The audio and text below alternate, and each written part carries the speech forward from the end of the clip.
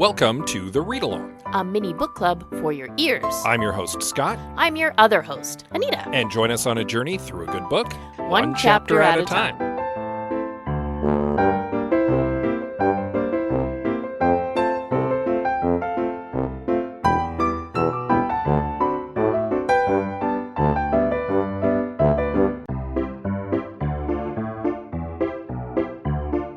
Do you like talking about movies? Do you like talking about mediocre movies? Do you like talking about how you could have fixed mediocre movies?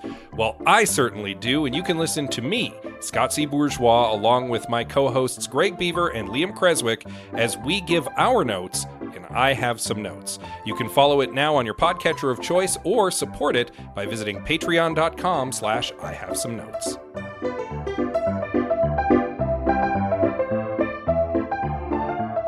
So we got a big yard now. We're yard people now. Apparently. May have mentioned that at some point after we moved. But we we have to learn how to yard. Yeah, we're yard people now. And it's been super dry so far. Until today. Yeah, we finally got like the first major rain. And major is in quotations here. Yeah.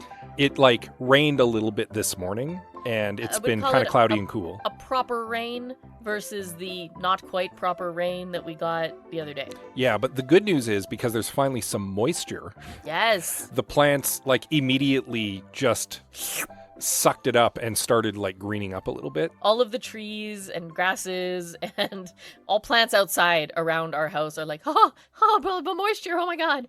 Yeah, so everything that was brown yesterday, suddenly sporting a little green today. It's nice. Yes.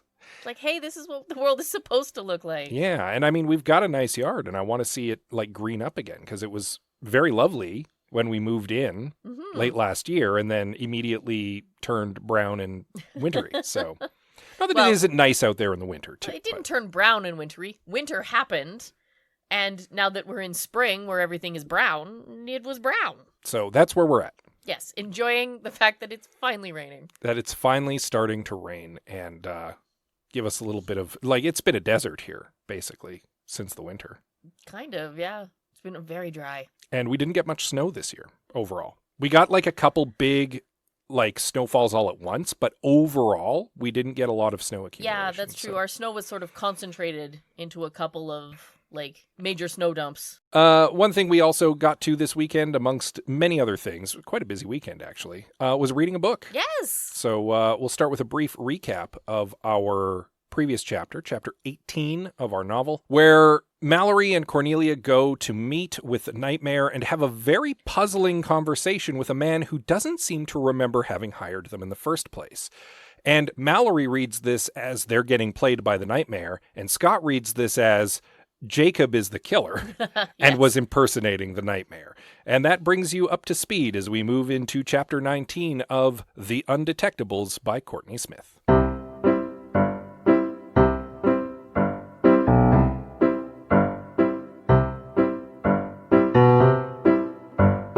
This is one of the few times that I have genuinely wanted to swear on our podcast, because I just want to shake Cornelia by the shoulders and scream, "What the F?" at her over and over.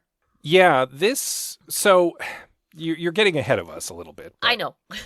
I always start my notes with my impressions of the chapter. Yeah. And that's where I'm at. Yeah. I just want to grab her and go, "What?" Yeah. Yeah.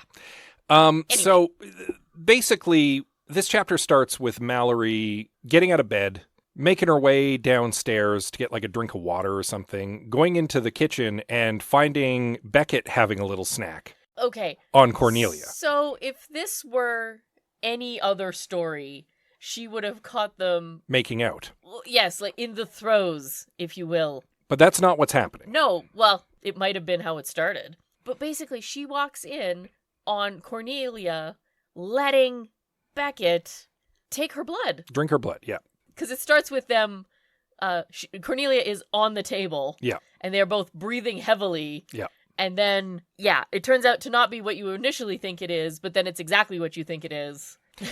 Mallory, like, shrieks. Oh, yeah. This is horrible and shocking and worse than walking in on two people having sex. Yeah, and Cornelia is weakly like, wait, no. But Mallory, like, bolts downstairs Screaming. because she needs some comfort and calming down from Theodore, who immediately materializes as like, what is happening? Yeah. And that's when Beckett and Cornelia burst in, and they're like, it's not what it looks like, but it's exactly what it looks like. It is what it looks like, but it's not what you think. Yeah, it was all bad. It was all bad. This quickly escalates dangerously. Oh my. Mallory is like tired and in a little bit of shock and still feeling pain. And so she like sinks down in the corner and is very promptly joined by Cornelia as well, who's weakened from blood loss. Yeah, to be fair, Mallory like beckons Cornelia over and to Cornelia, try and get her away from Beckett. And Cornelia does not fight.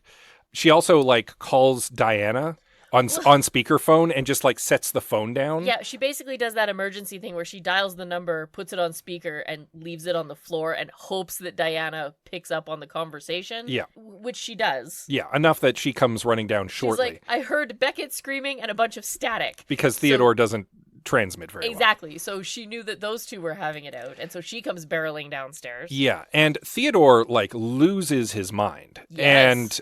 And it's strongly implied rightly so. Beckett is even more abrasive than normal because he is high on life in this moment. He's high on magical blood. He's high on life energy specifically. Yes, that's a good way of putting it. Yeah, and it just brings out all of the worst in him. And he lays into Theodore, and Theodore is having none of it and unleashes ghostly powers no one even knew he had. He didn't even know he had. And teleports the two of them away.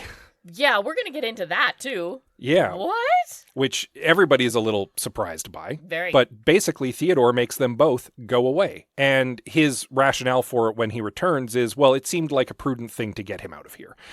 And I think rightly so. Yeah. Right? Because I think Beckett was on the border of being, like, dangerously high. Yes. You know what I mean? He certainly was walking up to the line of about to do something he shouldn't. Yes. So yeah, that's what happened there. So that's what happened there.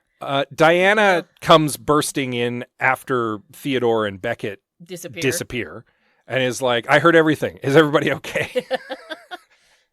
Basically. So after the dust sort of settles, Theodore comes back alone. They're not entirely sure how all of this works.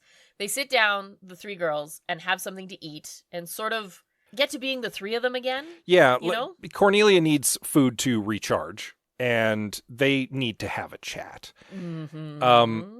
Before we get to that, though, while they're downstairs and Cornelia's kind of like dozing in Mallory's lap, she has another little heart flutter moment. Oh, yeah. And there's a little beautiful bit of sleight of hand by our author, and I want to give them a little credit here, where there's this beautiful run-on sentence where Mallory's thinking about Cornelia and her shirt and walks up to saying she loves Cornelia, but stops herself. Just right before she admits it to herself, she stops herself. Yeah. And the sentence is broken up by a period. Yeah, and it's perfect. I was like, chef's kiss. That's art right there. That is the craft of writing, and I appreciate it. I like calling it out whenever I see a little bit of like good craft work there. Lovely. But yes, they head upstairs. They have a little powwow. Mallory continues to be surprised that Cornelia hasn't noticed the beetle problem yet, but still can't bring herself to talk about it. Or maybe just hasn't said anything? Possible. Don't know. It's been a busy day, technically. It's been a busy couple of days. For us, it has been like 3 weeks. Yes, but for them, it's been the span of like maybe 48 hours. Yeah. My guess has been probably only about 24 hours, if that. Yeah. So it's entirely possible that Cornelia hasn't noticed yet, depending on whether or not she has spent any time in her bug room. Indeed. Don't know. Well, she's been preoccupied with Beckett stuff. Yeah. Yeah. All right, let's talk about that. Yeah. So Cornelia lays out something that we already kind of knew, which is that she's sympathetic to the fact that Beckett feels like an outsider, and vampires in general apparently feel like outsiders in the occulture because of their inability to use magic. Right. And their inability to use magic is because they can't drink blood, as per sacred covenants. Yes.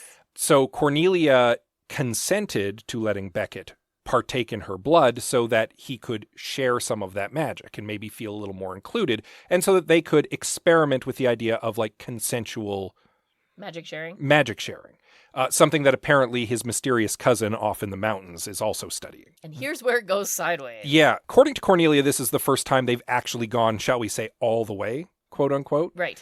And it did not go as expected. This feels like a fun metaphor, doesn't it? Yeah, because she felt like Beckett was going too far, basically. She was, when Mallory broke in, Cornelia was actually at the point where she was starting to get a little concerned that Beckett wasn't going to stop. Yes. Because of the whole high on magic. Right. Which might be the reason why vampires aren't supposed to do that. Probably. Because it might be intoxicating in a bad way. Right. Yeah. So that did not go according to plan. No.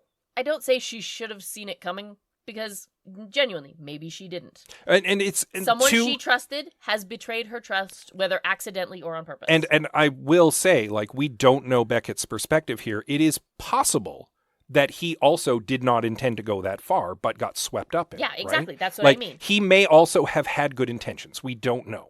We can surmise he probably didn't, but he might have. To give him the benefit of the doubt, right? And say that he accidentally went too far. But still, at that point, now trust has been betrayed. Yes. Right? There's another kind of element of trust that is brought up in this moment as well. And that is the fact that Diana and Mallory, and it's certainly implied Theodore, he's not there, didn't trust Cornelia enough to say anything sooner. I don't know that it was a matter of didn't trust her to say anything. Didn't trust her to take the news well. Yeah, that makes more sense. And it's interesting because my knee-jerk reaction was Diana's been telling Cornelia the whole time she doesn't like Beckett.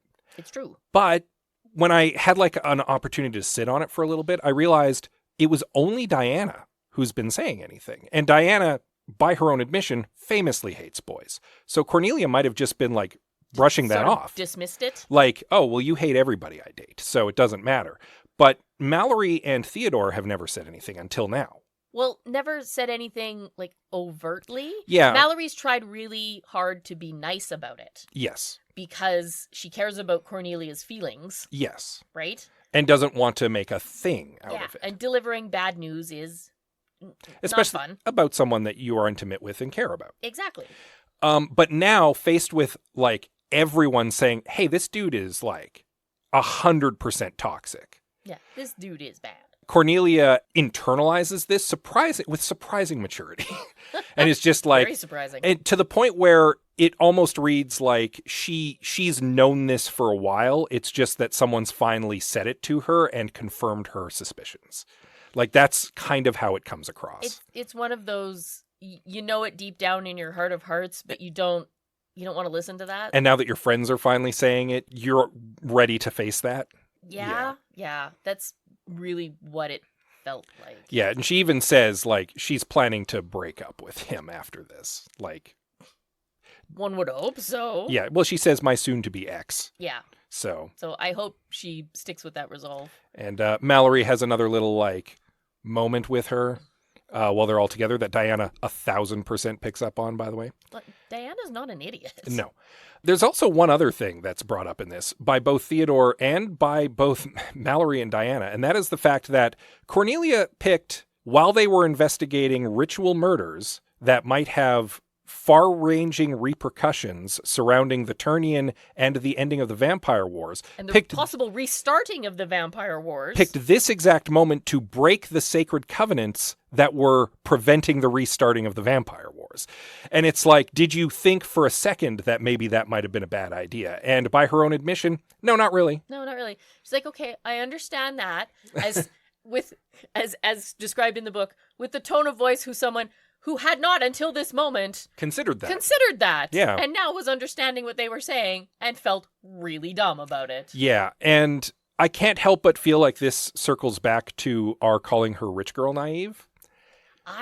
Okay, we talked about this briefly last night after I had read the chapter. Yeah. Scott thinks that this is wholly rich girl naive, and I think it's actually worse than that. Well, no, it is, but it's part of the same package that comes with Rich Girl Naive. Oh, yeah, part of the package. And yes. that is lack of consequences. Yep. Cornelia is so rich, she's never had to think about consequences in her life because they've either not materialized or been quietly gotten rid of by money. Mm-hmm. So she's now in a position where she's making grown-up decisions without having to think about the repercussions of those decisions because consequences happen to other people. Yeah. That's how this reads to me. She didn't think about the repercussions of helping Beckett break sacred covenants by feeding on her blood because it's not something that she's ever had to worry about before. It's just like, I don't have to worry about next week. The problem is, you can't throw money at this one to solve it. No, potentially not. And the reason I think it's worse than that is because it's rich girl naive, right? That lack of consequences being mixed in with the whole lack of life experience that you have in your early 20s. Well, and from being filthy, filthy rich. Oh, yeah. It's the mix of those two things together, right? Yeah. She hasn't been alive in the adult world long enough to realize the stupidity of what she's doing. Coupled with the fact that she's been in a bubble. Yes, exactly. Because she's so rich. That's why it's so much worse than that. It is these two unfortunate things colliding. Yeah. And just making a horrible mess. And making a terrible... No, well, the good news is it hasn't necessarily metastasized into a horrible mess. Mallory walked in on them and broke things up at pretty much the right time. I don't know. I don't know. Beckett's out there, and he's got Cornelia's blood in him, and we don't know how that works. No, we do not. We don't know what's going to happen. Is this a permanent thing? Will it wear off? Presumably, it will wear off. Does he have enough to be out there doing damage? Because he is out there right now. Theodore evicted him from the house and dropped him off in a cemetery somewhere. So Beckett's just out there. It's true. With this borrowed power. Could be bad news. Hard to say. Probably terrible. But that's pretty much where the chapter ends. Yeah. Mallory needs to go back to bed. And everybody decides to kind of pick things up in the morning. So yeah. Yeah, that's basically where it stops. So now I have a bunch of questions. Some of them I've already asked. Like, what's going to happen now? Beckett's out there with all of this magic that's not his. Mm-hmm. How did Theodore do what he did? Mm-hmm. I didn't know ghosts could teleport. That's fascinating. What's going to happen with the Beatles? Don't know. Don't know. A lot's still hanging in the air. Is there a horrible falling out happening? Well, I know something for sure that's about to happen. Another murder. Yes. Because the next chapter is Perimortem 3. It's Perimortem 3.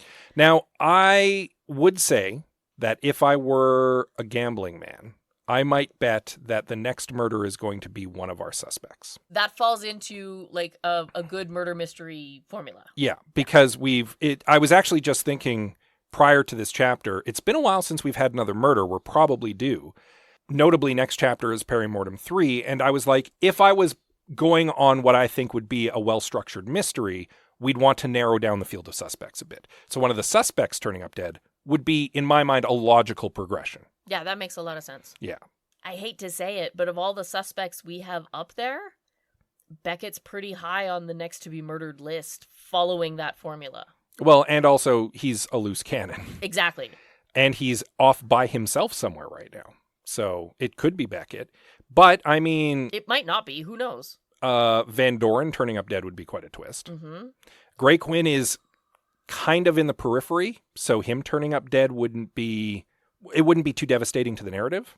No, it would be a twist, but it wouldn't be too much of a devastating change. And O'Sullivan turning up dead would be interesting as well. Yeah. O'Sullivan turning up dead would raise a lot of questions, though. Yeah. Because why? Of the girls as prime suspects. Yes. I'm not going to say of our prime suspects. On their murder board. Beckett would certainly be a good bet. Yeah. Yeah. But we don't know for sure. Yeah, it could we be. Haven't spoilered. It could be anybody. So I think the moral of this chapter is when the people who genuinely love you and care about you hate your partner, maybe pay attention to that. Yeah. Right? Maybe. But also, maybe also tell your friend that you think their partner is bad and toxic for you. Because that's something that 2 of 3 of the people in that house had not done yet. They were trying to be gentle about it. They I were. get it. I get it. You don't want to hurt the feelings of someone you genuinely love. Yeah. Even if they're in a bad situation and you're trying to do what you think is best. Yeah. I get it.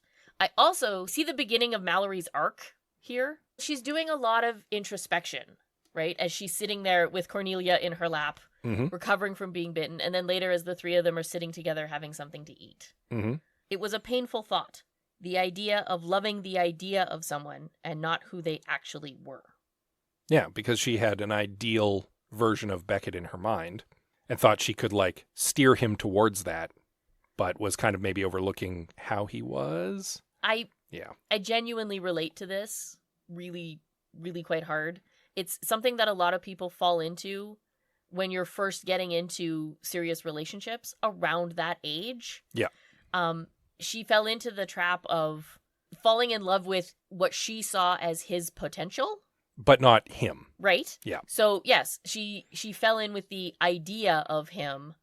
And then somewhere in her brain was that I can fix him attitude, which is why she stuck around at all. She's like, no, he's different. I can change him. And it's really something you only learn with life experience. Yeah. No, honey, you can't. So how do you relate that to Mallory? About being part of Mallory's arc? Yeah. Is that you can see Mallory working it out, right? That they have this open and honest discussion with Cornelia, and Mallory, again, recognizes her own Inadequacies and dishonesty with Cornelia one more time. And yes, you really want her to say something, to take that step. And I genuinely believe that she's going to, but she doesn't do it yet. That's why I say this is the start of her arc, because she's starting to recognize things. Yeah. Right? There's that moment where, I honestly think it's probably happening to all three of them, right? There's that comment of, you don't have to fight my battles for me. Mm-hmm. Cornelia standing up about, like, this is my body and I get to do whatever I want with it, even if you disagree. Right? Same thing. Mallory recognizing this dishonesty and wanting to do something about it, but still not. Like, this is the start. They're figuring it out. This is the beginning of maturity. The beginning of maturity. That's probably the title of this episode. Yeah, and it's interesting because you can see her on the cusp of recognizing that she has an idealized version of Diana and Cornelia, and that's what has been causing her friction since moving back in with them. Yes. And that she needs to get over that and start loving them for who they are. Absolutely. Yeah. So you're right. The beginning of maturity. The beginning. Like, I can see the seeds. I can see it starting. All right. Well, we'll wrap up there for this week because we're starting to go a little long. We will want to read up on Perimortem 3 in time for next week and find out who dies next. Oh. We will, of course, always be delighted for you to give us a little rating and a review. Oh, we would always appreciate those. Yeah, on whatever your podcatcher of choice is. You can also reach out to us on the social medias. Oh, we have a whole slew of you to choose from. We are on X, Instagram, Facebook, Blue Sky, and Goodreads. We are at the Read Along on any of those that require an @ Quite so. We can also be reached via email. Oh, yes, please. You can find us at thereadalong@gmail.com. And with that said, as always, we love you very much, and we'll see you next time. Honesty, people, it's important.